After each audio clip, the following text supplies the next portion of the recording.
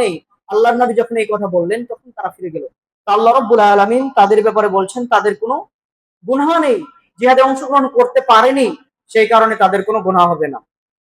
হ্যাঁ, মুসলমানদের খলিফা যদি অর্থকরীর ব্যবস্থা করে দেন কিংবা জিহাদে যোগ দেওয়ার জন্য উপায় বের করে দেন, তাহলে তাদের জন্য জিহাদে অংশগ্রহণ করা ফরজ হবে। কিন্তু তাদের যদি অর্থ না থাকে, সম্পদ না থাকে, জিহাদে অংশগ্রহণ করার ক্ষমতা নেই, তাহলে তাদের জন্য জিহাদে অংশগ্রহণ করা ফরজ হবে না। তারপরও বিশেষ প্রস্তাব আল্লাহ রাব্বুল আলামিন জানিয়ে দিচ্ছেন, ইনফিরু খিফাফা ওয়া সিকালান ওয়াজাহিদু বিআমওয়ালিকুম ওয়া আনফুসিকুম ফি সাবিলিল্লাহ যালিকুম খায়রুল লাকুম ইন কুনতুম তা'লামুন। অভিযানে বের হয়ে পড়ো, তোমরা হালকা হও কিংবা ভারী হও, তোমাদের পাথেও থাক বা না থাক, তোমাদের সামর্থ্য থাক বা না থাক, জিহাদ যখন ফরজে আইন হয়ে যাবে সেই প্রেক্ষাপটে আল্লাহ রাব্বুল আলামিন বলছেন যে তোমরা বেরিয়ে পড়ো জিহাদে, যুদ্ধের জন্য আল্লাহর পথে বেরিয়ে পড়ো, সাহায্য করার দায়িত্ব আল্লাহ রাব্বুল আলামিনের, এটাই তোমাদের জন্য কল্যাণকর যদি তোমরা জানতে।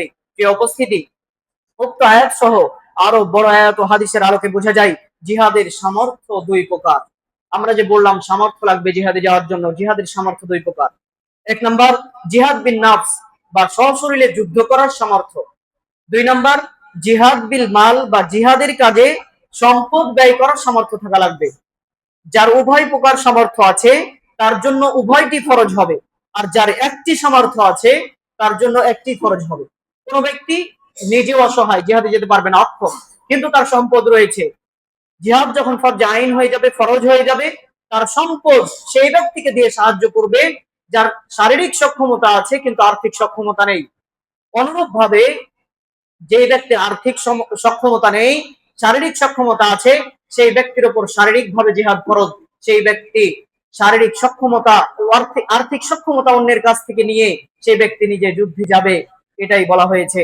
প্রিয় উপস্থিতি, এরপরে ফাআউজাবা ফারদাল জিহাদি বিল মালি ওয়ান নাফসি জামিআন, যে কথাটি বললাম এটি আহকামুল কুরআন, কুরআনুল কারীমের তাফসীর 3 নম্বর খণ্ড 151 নম্বর পৃষ্ঠায় তাফসীরের ব্যাখ্যায় আসছে, সেটি আমরা স্পষ্টভাবে জানতে পারবো যদি সেখানে পড়ি। প্রিয় উপস্থিতি, সামর্থ্য দুই প্রকার। কোন ব্যক্তির আর্থিক সামর্থ্য আছে, শারীরিক সামর্থ্য নেই জিহাদে যাওয়ার, তার আর্থিক সহায়তা দিয়ে সে মুজাহিদদেরকে সাহায্য করবে। কোন ব্যক্তির শারীরিক সক্ষমতা আছে, আর্থিক সক্ষমতা নেই, সেই ব্যক্তি শারীরিক সক্ষমতা দিয়ে মুজাহিদদেরকে সাহায্য করবে, আর্থিক সহায়তা যেই ভাইয়ের রয়েছে তার থেকে সে গ্রহণ করবে। এরপরে 7 নম্বর শর্ত, স্বাধীন হওয়া। গোলামের উপর জিহাদ ফরজ নয়। কামজুদ দাকায়েক 369 নম্বর পৃষ্ঠা, আল মুগনি 9 নম্বর খণ্ড 198 নম্বর পৃষ্ঠা। হ্যাঁ, যদি জিহাদ ফরজ আইন হয়ে যায় তখন তার জন্য জিহাদে অংশগ্রহণ করা ফরজ হবে, এতে তার মালিকের অনুমতি নেওয়ার দরকার পড়বে না। বাদায়ুস সানায়া 7 নম্বর খণ্ড 98 নম্বর পৃষ্ঠা। 8 নম্বর শর্ত, মা বাবার অনুমতি। প্রিয় উপস্থিতি, জিহাদ যতক্ষণ পর্যন্ত ফরজে কিফায়া থাকবে মা বাবার অনুমতি নিয়ে জিহাদে অংশগ্রহণ করতে হবে। হাদিসে এসেছে জয়নব সাহাবী রাসূল সাল্লাল্লাহু আলাইহি সাল্লামের কাছে এসে জিজ্ঞেস করলেন, জিহাদে যাওয়ার জন্য তিনি অনুমতি চাইলেন।